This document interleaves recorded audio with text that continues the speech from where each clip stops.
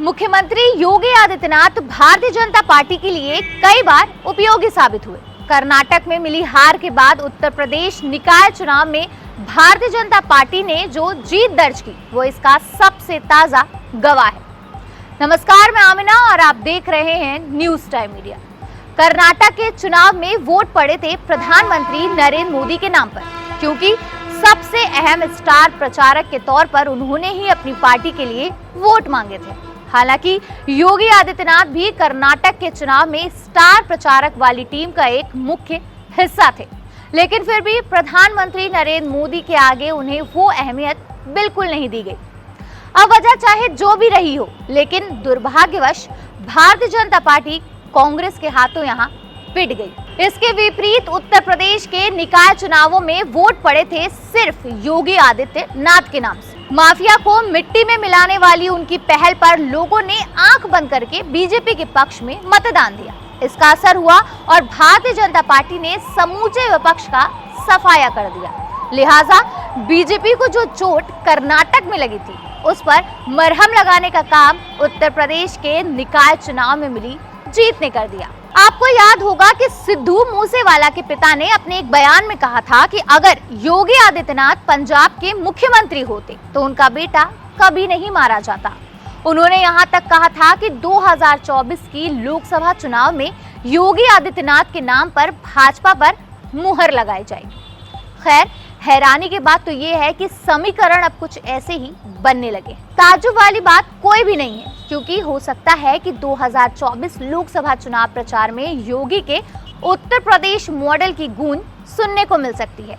उत्तर प्रदेश के मुख्यमंत्री योगी आदित्यनाथ के लिए ये निकाय चुनाव किसी अग्नि परीक्षा से कम नहीं था, क्योंकि ये पहला चुनाव था जो अकेले योगी आदित्यनाथ के नेतृत्व में भारतीय जनता पार्टी लड़ रही थी। योगी के ऊपर पूरे चुनाव का दारोमदार था। ऐसे में जीत का श्रेय भी योगी आदित्यनाथ को ही मिलना स्वाभाविक है। आपको बताते चलें कि उत्तर प्रदेश नगर चुनाव में भारतीय जनता पार्टी ने अभूतपूर्व जीत हासिल करते हुए सभी 17 नगर निगमों में अपना परचम लहराया है। 2017 के विधानसभा चुनाव से लेकर उत्तर प्रदेश में हुए अब तक के हर चुनाव पर नजर डालें तो योगी की छवि कद्दावर नेता के तौर पर उभरी है। 2017 में योगी आदित्यनाथ जब भारतीय जनता पार्टी की प्रचंड जीत के बाद मुख्यमंत्री बनाए गए तो उनकी अगुवाई में भारतीय जनता पार्टी ने पहला चुनाव नगर निकाय का ही लड़ा था। उस चुनाव में भारतीय जनता पार्टी ने कुल 14 नगर निगमों में जीत हासिल की थी। यही नहीं, 70 नगर पालिका अध्यक्ष और नगर पंचायतों में 100 सीटों पर जीत के साथ बढ़िया प्रदर्शन किया था। भले ही प्रधानमंत्री नरेंद्र मोदी ने खुद इस परिणाम के बाद योगी आदित्यनाथ और उनकी टीम की प्रशंसा की थी, लेकिन चुनावी पंडितों ने जीत की वजह मोदी मैजिक को ही बताया था। इसके 5 साल बाद यानी 2022 के विधानसभा चुनाव में भारतीय जनता पार्टी ने ऐतिहासिक जीत दर्ज करते हुए दोबारा उत्तर प्रदेश की सत्ता हासिल की। इस प्रचंड जीत ने योगी की बेहतर प्रशासक की छवि पुष्ट हुई, लेकिन राजनीतिक पंडित अभी भी इस सवाल से जूझ रहे थे कि क्या योगी अकेले पार्टी की चुनावी नैया पार लगा सकते हैं। कर्नाटक विधानसभा और उत्तर प्रदेश निकाय चुनाव एक साथ हुए। चुनाव के दौरान भारतीय जनता पार्टी की पूरी केंद्रीय टीम ने कर्नाटक में ताकत झोंक रखी थी। योगी आदित्यनाथ निकाय चुनाव में अकेले ही मोर्चे पर डटे रहे। वो अपनी मंत्रियों विधायकों के साथ राज्य भारतीय जनता पार्टी टीम की अगुवाई कर रहे थे। निकाय चुनाव की योगी के लिए क्या अहमियत थी, इसका अंदाजा चुनावी रैलियों से लगाया जा सकता है। योगी आदित्यनाथ ने महज 13 दिन में संवाद का अर्धशतक लगाया, 50 रैलियां की। सपा मुखिया अखिलेश यादव से लेकर तमाम दूसरी पार्टियों की तुलना में योगी ने चुनाव प्रचार में कई ज्यादा पसीना बहाया। हर दिन वो अलग अलग जिलों के दौरे पर रहे।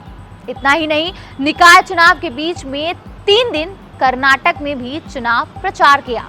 मुख्यमंत्री योगी आदित्यनाथ ने प्रत्येक चुनाव रैली में Uttar Pradesh global investor summit की सफलता, उत्तर प्रदेश में नए मेडिकल कॉलेज, हाईवे समेत इंफ्रास्ट्रक्चर एवं चौतरफा विकास पर खूब बोला, लेकिन सबसे ज्यादा जोर अपराधियों के खिलाफ एक्शन पर दिया। पूरे चुनाव में माफियाओं को मिट्टी में मिला देंगे वाला बयान सर्वाधिक चर्चा में रहा।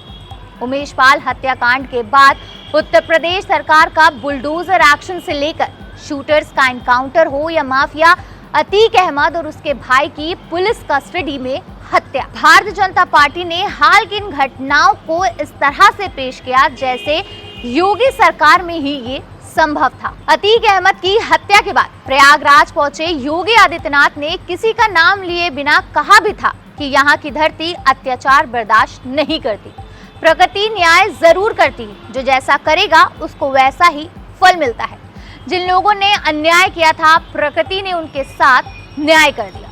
इसी निकाय चुनाव के दौरान पश्चिम उत्तर प्रदेश में उत्तर प्रदेश एसडीएम ने दुर्दांत गैंगस्टर अनिल दुजाना को एनकाउंटर में मार गिराया, जिसकी खूब चर्चा हुई।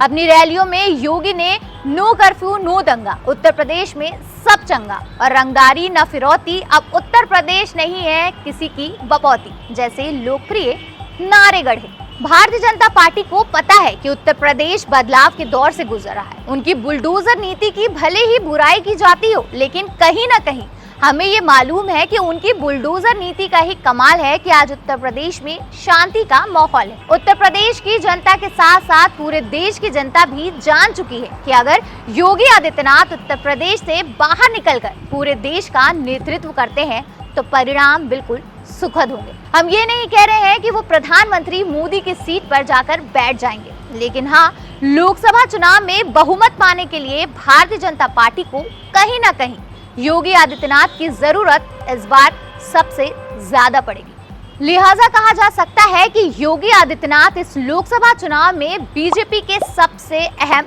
स्टार प्रचारक होंगे। हमारी इस खास रिपोर्ट में फिलहाल इतना ही। आप बने रहिए और देखते रहिए न्यूज़ टाइम मीडिया।